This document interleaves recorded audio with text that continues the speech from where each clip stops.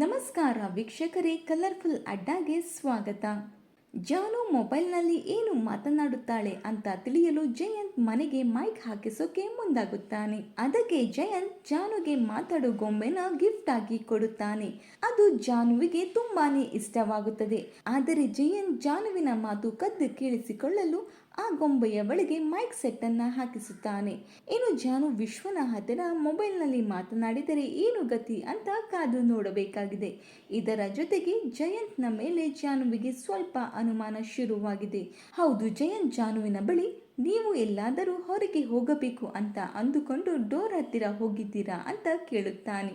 ಹೌದು. ಆಗ ಜಾನು, ಹೌದು, ತರಕಾರಿ ತರಬೇಕು ಅಂತ ಅಂದುಕೊಂಡೆ, ಆದರೆ ಡೋರ್ ಓಪನ್ ಆಗಿಲ್ಲ. ಬಟ್ ನಿಮಗೆ ಹೇಗೆ ಗೊತ್ತಾಯಿತು ನಾನು ಡೋರ್ ಹತ್ತಿರ ಹೋಗಿದ್ದು? ಹೀಗೆ ಜಾನುವಿಗೆ ಜಯಂತ್ನ ಮೇಲೆ ಸ್ವಲ್ಪ ಮಟ್ಟಿಗೆ ಅನುಮಾನ ಶುರುವಾಗಿದೆ. ಇದರ ಕುರಿತು ನಿಮ್ಮ ಅನಿಸಿಕೆಯನ್ನು ಕಮೆಂಟ್ ಮೂಲಕ ತಿಳಿಸಿ.